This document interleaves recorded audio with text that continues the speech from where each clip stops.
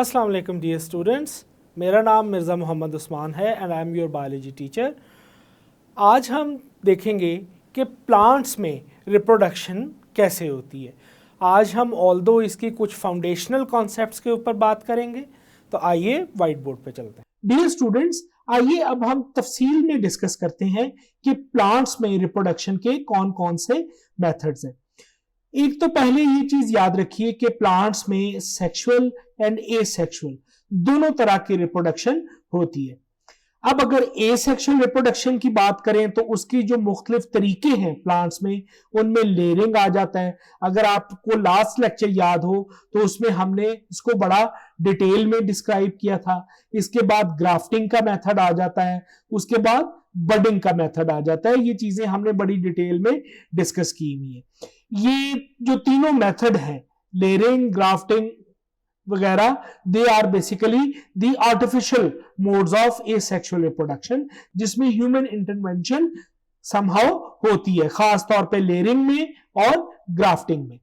अगर हम sexual reproduction के मीन्स की बात करें प्लांट्स में, तो एक चीज याद रखिए कि ये जो प्लांट्स में सेक्सुअल रिप्रोडक्शन है, basically this is an alternation between diploid sporophyte and haploid gametophyte generations।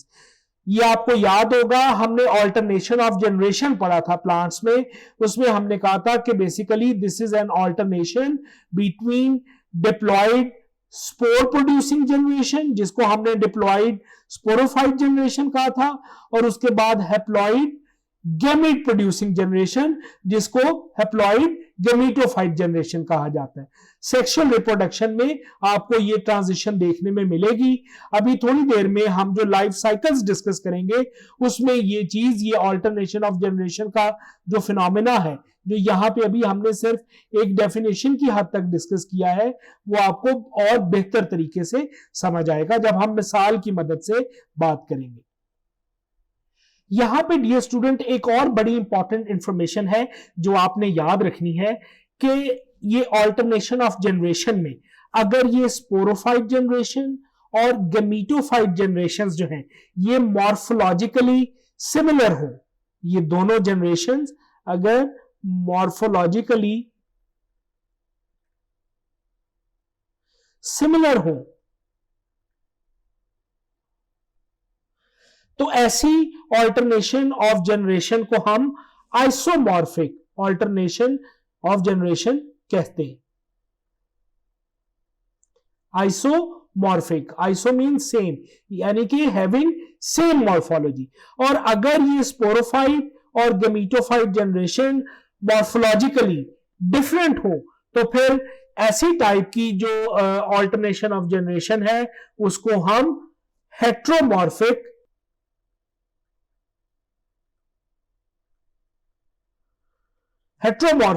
Alternation of generation कहेंगे।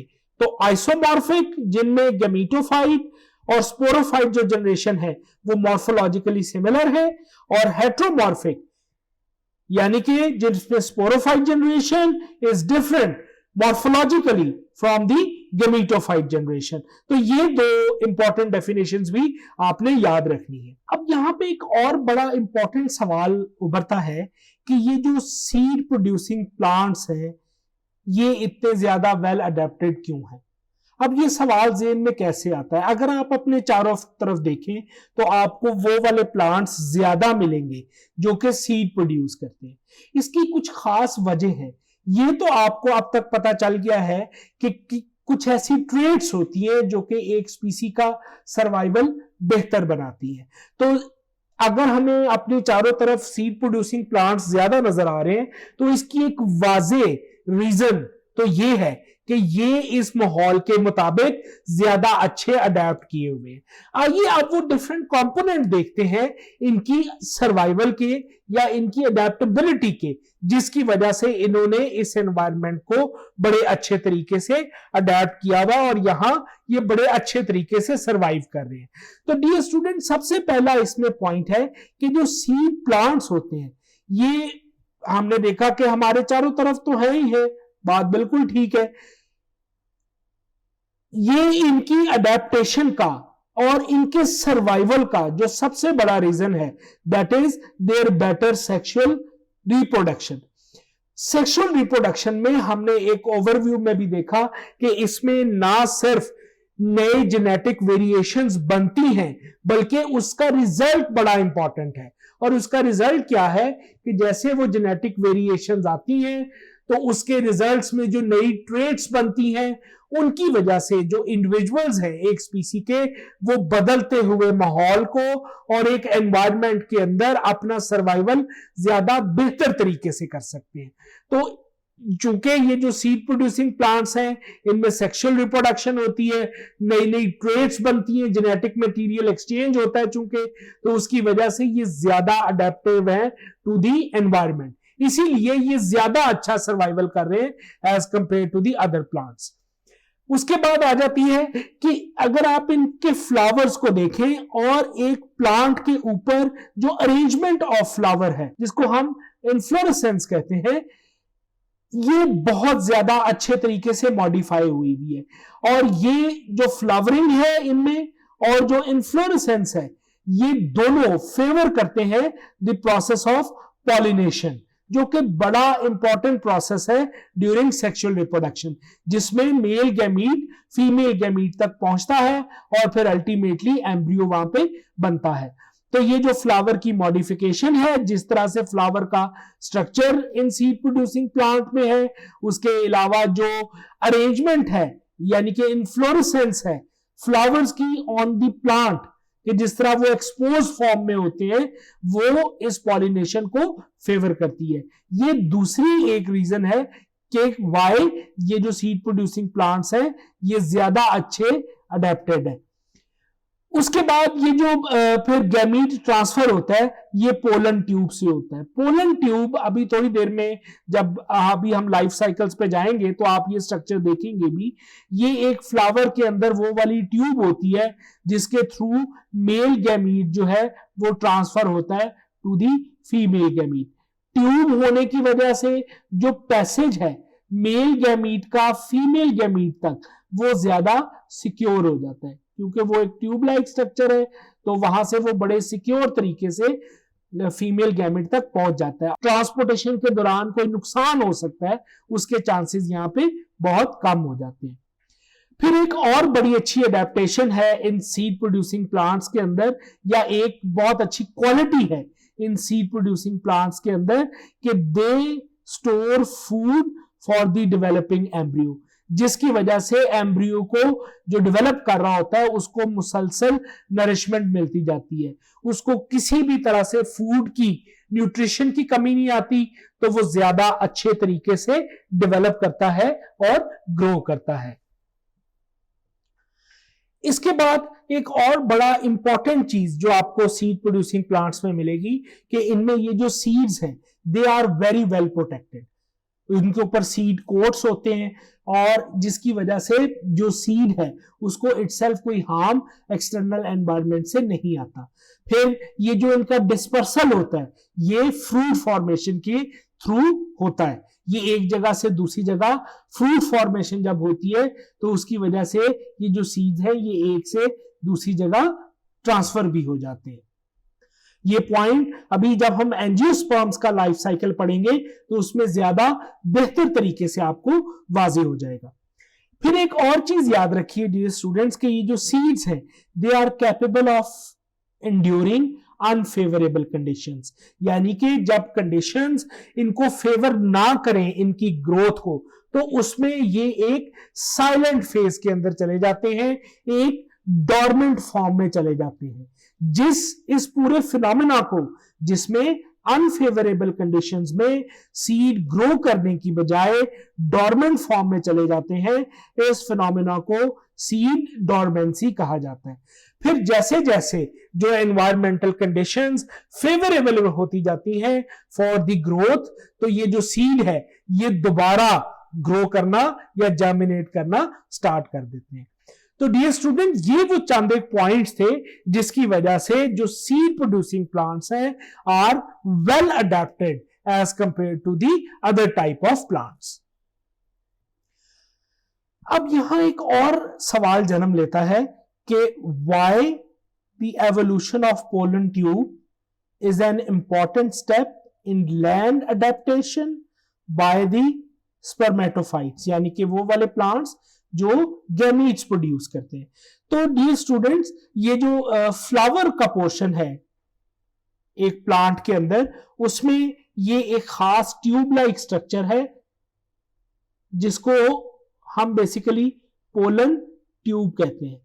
अब इस पोलन ट्यूब का फायदा क्या होता है कि यहां पे जब एक मेल गैमीट आएगा तो ये पोलन ट्यूब उसको एक सिक्योर पैसेज प्रोवाइड करती है जिसके थ्रू वो अल्टीमेटली इस फीमेल गोनेड तक पहुंचता है और यहां पे फिर उसकी फर्टिलाइजेशन होती है। तो पोलन ट्यूब सादा लफ्जों में ये एक सिक्योर पैथवे है for the transportation of male gamete to the female gamete during the process of pollination.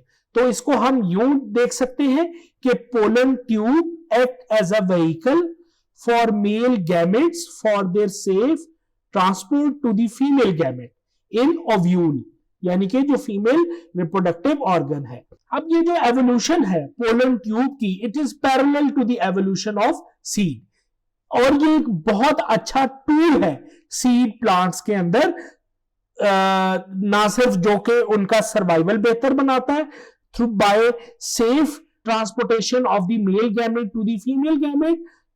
तो इस तरह से ये जो एवोल्यूशन है पोलन ट्यूब की, it is parallel to the evolution of seed, और ये एक बहुत अच्छा टूल है for the success of seed plants to survive in this environment. आइए डियर स्टूडेंट्स, सबसे पहले हम लाइफ साइकिल डिस्कस करते हैं ब्रायोफाइट्स का।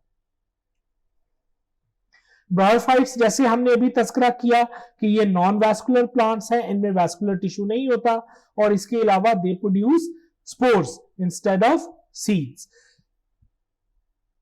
तो ये जो लाइफ साइकिल है ब्रायोफाइट्स का, it is consist of alternating generations between haploid gametophyte and diploid sporophyte. ये हमने अभी ये फिनोमेना थोड़ी देर पहले डिस्कस किया है कि ये जो ऑल्टरनेशन ऑफ जनरेशन है, इसमें बेसिकली एक ऑल्टरनेशन होती है in the life of a plant between the gametophyte phase and the sporophyte generation या फेज। अब during the gametophyte stage basically gametes produce होते हैं which are haploid, male and female gametes are produced which are haploid. और ये जो gametes हैं ये specialised sex organs के अंदर प्रोड्यूस होते हैं। मेल में इन ऑर्गन्स को एंथ्रीडिया और फीमेल में इन सेक्स ऑर्गन को आर्चिगोनिया कहा जाता है। Sex organ in case of male is antheridia and in case of female are archegonia. जैसे कि स्टूडेंट हमने ऑलरेडी बात की है कि ये जो ब्रायोफाइट्स हैं ये नॉन वैस्कुलर प्लांट्स हैं।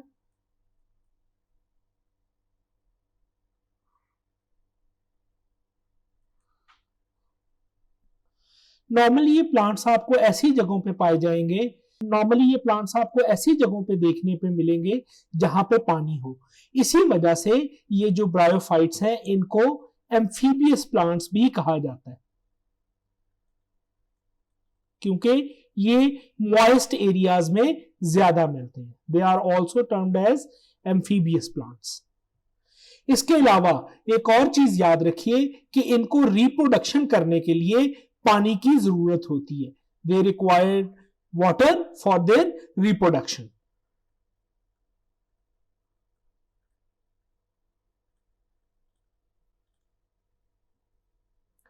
अच्छा जी, जब हम बात करते हैं ब्रायोफाइट्स के लाइफ साइकिल की, तो सबसे पहले कुछ इंपॉर्टेंट चीजें इनके बारे में रिकॉल कर लेते हैं।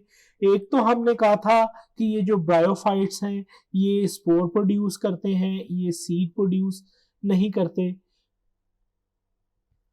उसके बाद डियर स्टूडेंट्स, ये जो प्लांट्स हैं ये आपको ज्यादा मॉइस्ट एरियाज में मिलेंगे, जहां पे ह्यूमिडिटी ज्यादा होती है, जहां पे वाटर ज्यादा होता है। सादा लफ्जों में इन प्लांट्स को अपनी रिप्रोडक्शन करने के लिए वाटर चाहिए होता है, they need water for their reproduction. इसी वजह से हम ये जो ब्रायोफाइट्स हैं इनको एम्फीबियस प्लांट्स भी कहते हैं।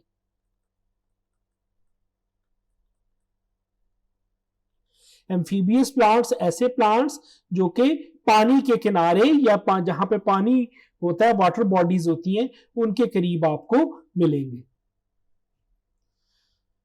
अच्छा जी, यहां पे ये प्लांट बॉडीज हैं, जो प्लांट बॉडीज हैं इनको गैमेटोफाइट्स कहते हैं।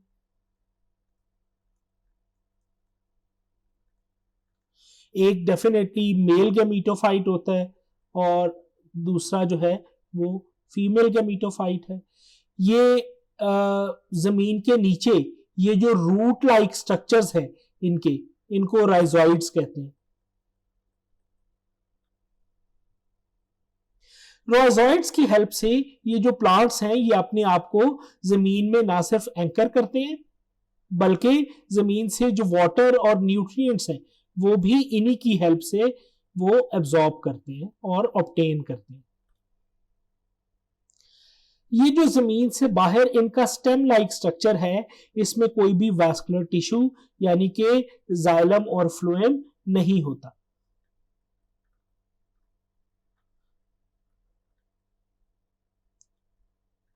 सिमिलरली ये जो इनकी लीव्स हैं ये इनकी फिलामेंटस आउटग्रोथ है और इनके अंदर भी जो वैस्कुलर टिश्यू है वो एब्सेंट होगा।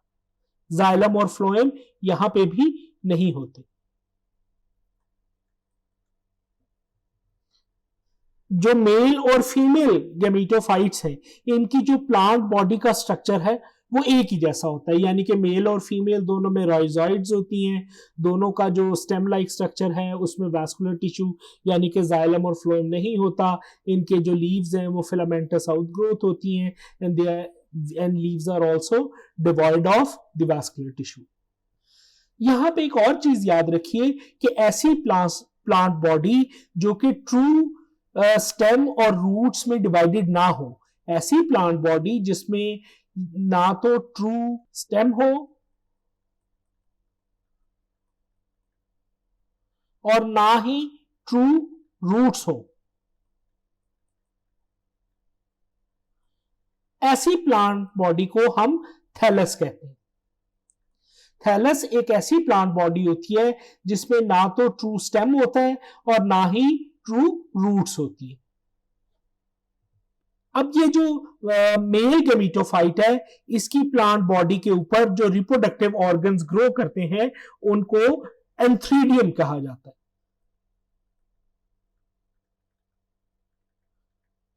Antheridium is basically the male organ for reproduction.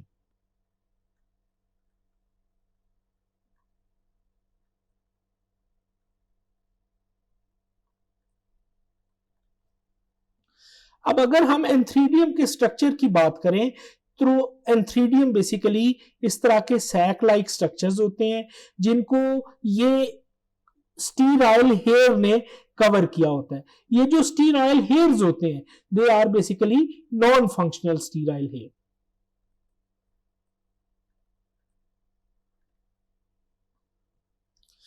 ये जो एंथ्रीडियम सैक्स हैं इनके अंदर एंथीरोजॉइड्स बनते हैं। अब एंथीरोजॉइड्स क्या हैं? ये जो एंथीरोजॉइड्स हैं बेसिकली इनको हम स्पर्म्स या मोर अप्रोप्रिएटली इनको मेल गैमेट्स भी कह सकते हैं।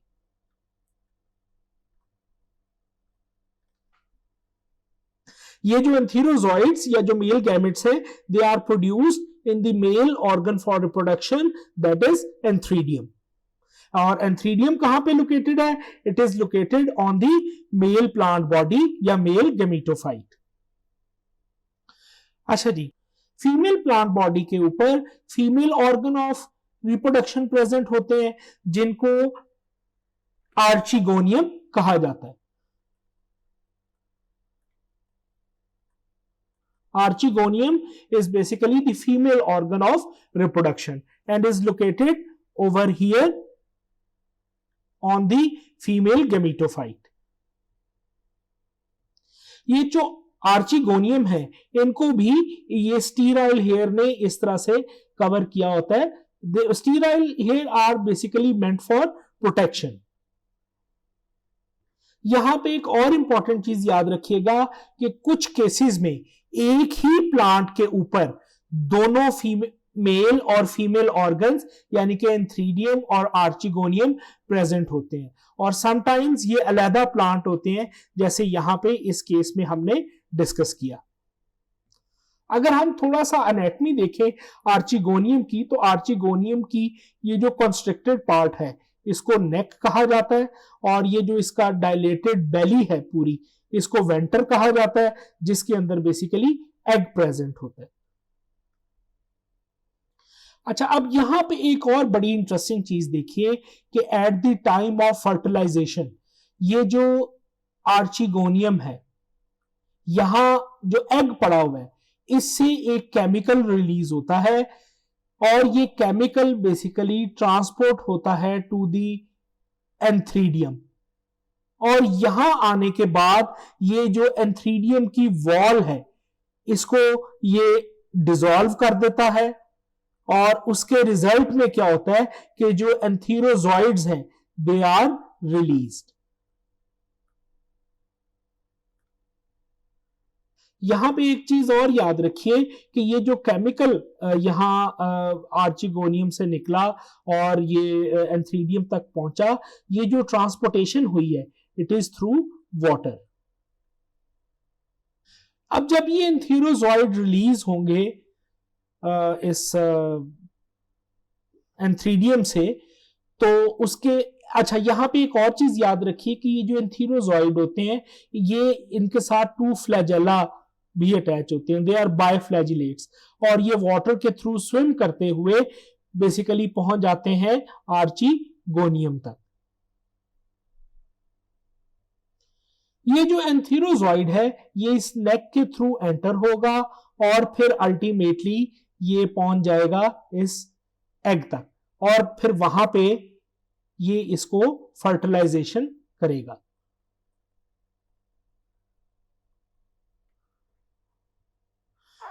अब जब यहां पे फर्टिलाइजेशन होगी तो इसके बाद यहां पे एम्ब्रियो डेवलप करेगा।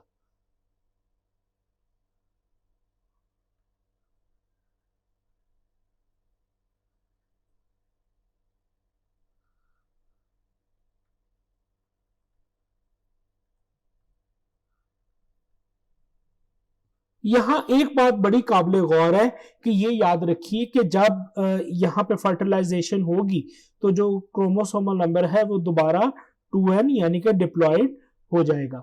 और एक और चीज याद रखिए कि ये सारा अमल जो फर्टिलाइजेशन का है और ये जो एम्ब्रियो बनने का है ये फीमेल गैमेटोफाइट के ऊपर हो रहा है। अच्छा, अब डियर स्टूडेंट यहां पे सिर्फ आपको समझाने की गर्ज से ये यहां पे फीमेल गैमेटोफाइट ड्रॉ किया हुआ है, और ये यहां पे सारा अमल यानी कि फर्टिलाइजेशन से लेके एम्ब्रियो वगैरह बनने का अमल ये यहां पे शो किया हुआ है। ये यहां पे चीज बन रही है, ये सारा अमल यहां इस फीमेल जो गैमेटोफाइट है इसकी टिप के ऊपर ये सारा अमल हो रहा है। अब इस एम्ब्रियो की जो ग्रोथ है उससे ये एक नया प्लांट जो यहां पे जन्म लिया है जिसने इस फीमेल गैमेटोफाइट के ऊपर, इस नए प्लांट को हम स्पोरोफाइट कहते हैं।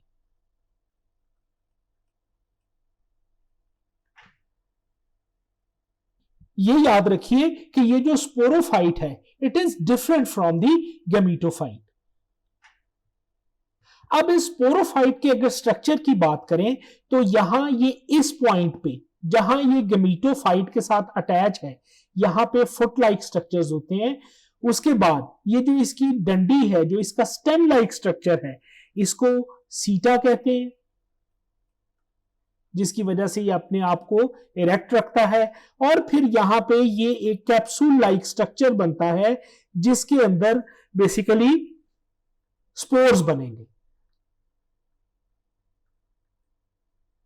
तो ये फुट, सीटा और कैप्सूल, ये बेसिकली तीन पार्ट्स हैं स्पोरोफाइट की बॉडी के।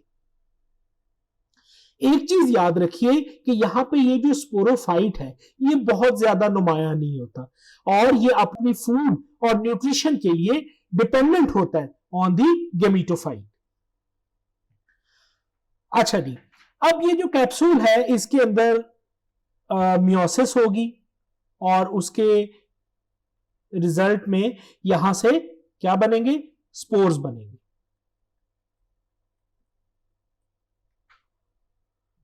जब ये स्पोर्स जो है ये मैच्योर होते हैं तो ये जो कैप्सूल की वॉल है वो बस्ट हो जाती है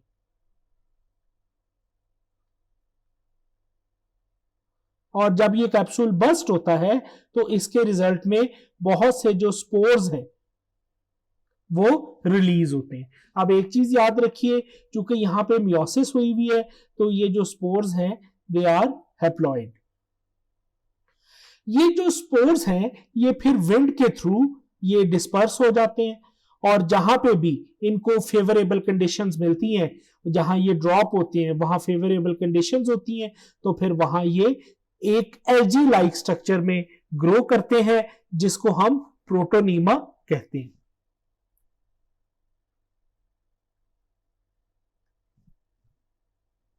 ये जो प्रोटोनीमा है ये फिर अल्टीमेटली ग्रो करके एक नया गेमिटोफाइट बना देता है।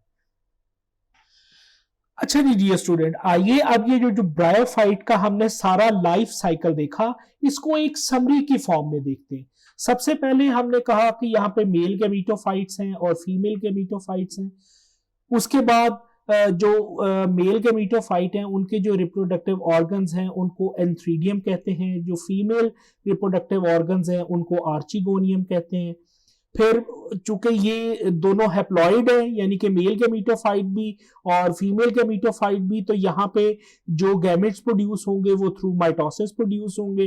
तो एंथ्रीडियम के अंदर एंथीरोजॉइड्स जो कि मेल गैमेट्स हैं वो प्रोड्यूस होते हैं, आर्चिगोनियम के अंदर फीमेल गैमेट्स जिनको एग कहते हैं वो प्रोड्यूस होते हैं। फिर ये जो एंथीरोजॉइड्स हैं और एग जो हैं ये इनमें फर्टिलाइजेशन या सिनगैमी होती है। सिनगैमी या फर्टिलाइजेशन एक ही चीज है।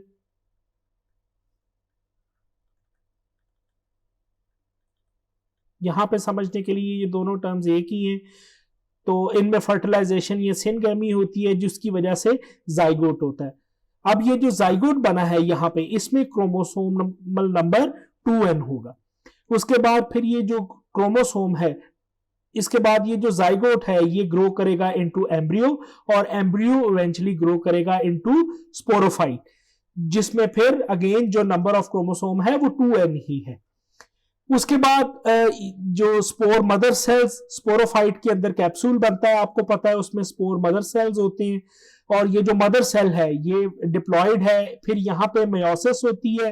मेयोसिस आपको पता है एक रिडक्शन डिवीजन है जिसकी वजह से जो स्पोर्स यहाँ पे बनेंगे उनमें जो क्रोमोसोमल नंबर है वो हाफ होगा दोबारा।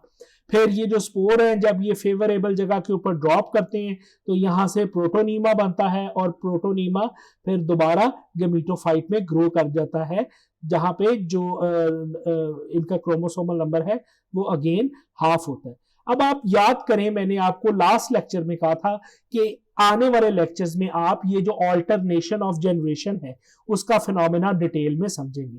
तो यहाँ डियर स्टूडेंट देखिए ऑल्टरनेशन ऑफ जनरेशन हो रही है। ये दोनों गेमिटोफाइट्स थे, इन्होंने जन्म दिया एक स्पोरोफाइट को और स्पोरोफाइट ने फिर अल्टीमेटली किस चीज को जन्म दिया, दैट इज गेमिटोफाइट।